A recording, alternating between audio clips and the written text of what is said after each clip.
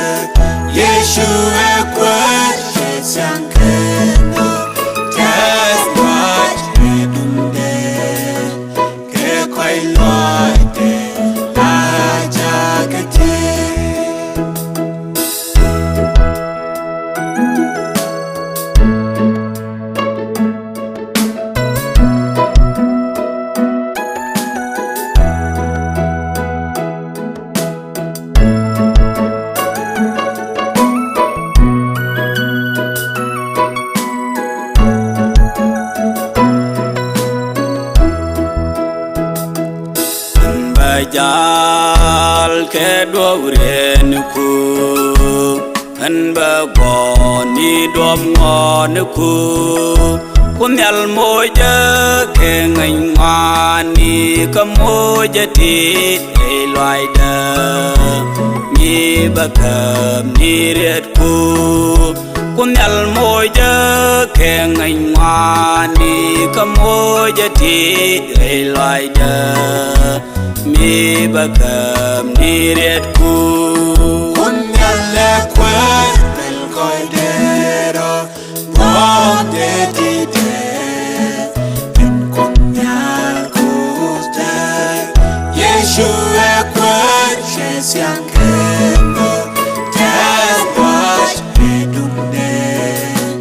ke kwai loite la jakate kunyal le kwa bel koidero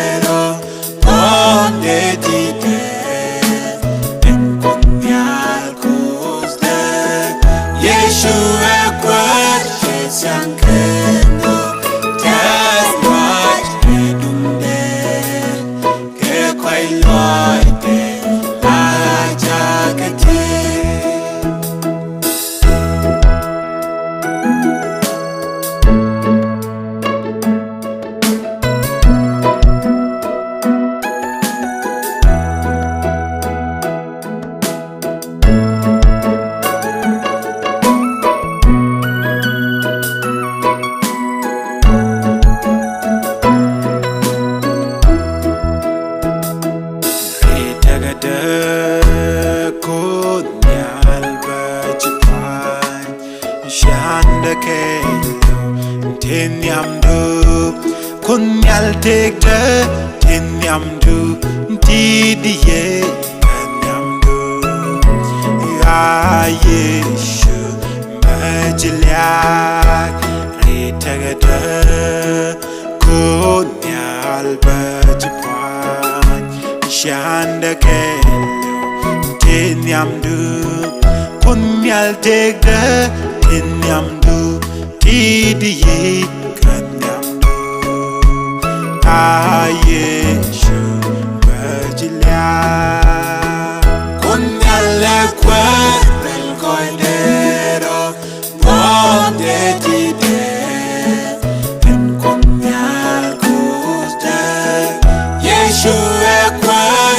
Siankeno tebash edunde ke koiloite la jagate kunyale kwe el koide